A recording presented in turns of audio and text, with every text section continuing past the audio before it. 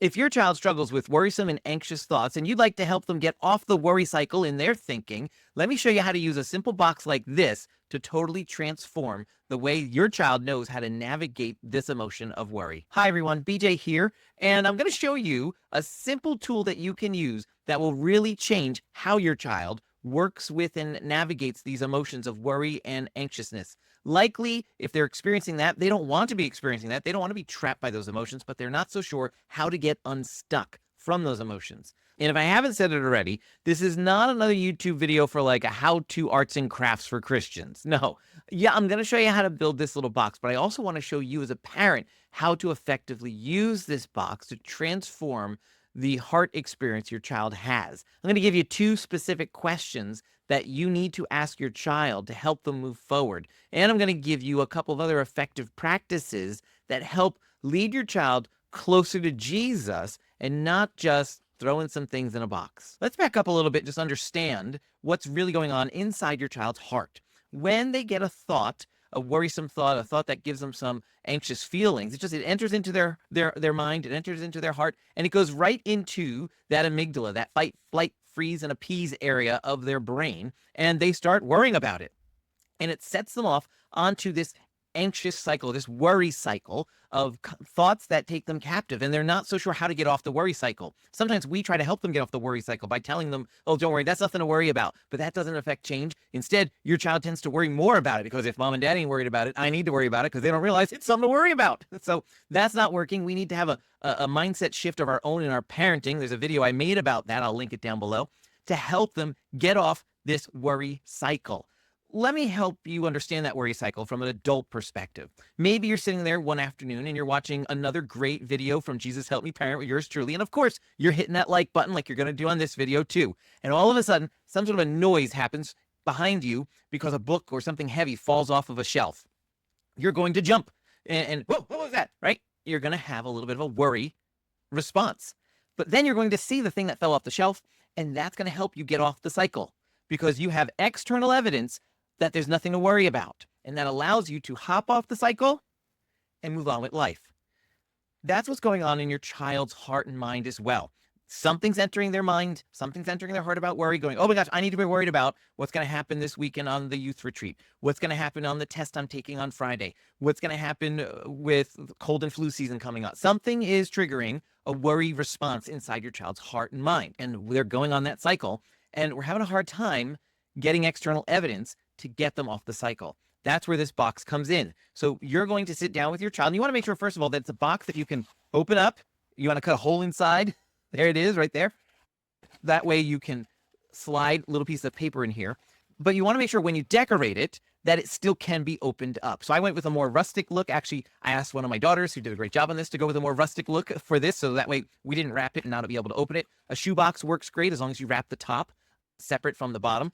But when you decorate it, and I highly suggest you decorate it with your child, especially if they're more of an arts and crafties type kid, but even if they're not, decorate it with them, make it theirs. So, my daughter here, she put some colorful papers on it. But the other thing I want you to notice is that she put specific scriptures, and I'll put a list down below and probably on the screen. It might even have to go over my face right now, who knows?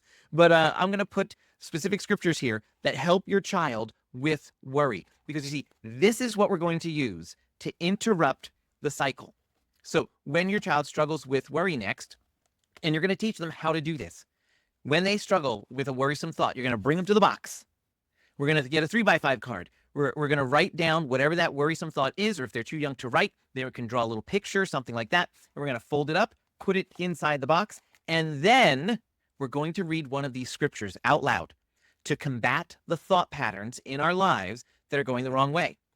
Is it okay to pray afterwards? Absolutely. I'd highly encourage it. Is it okay to talk with a parent afterwards? Absolutely. I'd highly encourage it. In fact, there's 2 questions I would recommend you ask your child when you put something in this box. First question is, how possible is that worry? Is it possible for you to get sick from friends at school? Is it possible for you to fail that test? A lot of times, yes. The answer is yes, it is possible. That's why they're worried about it. The second question, though, truly changes the conversation.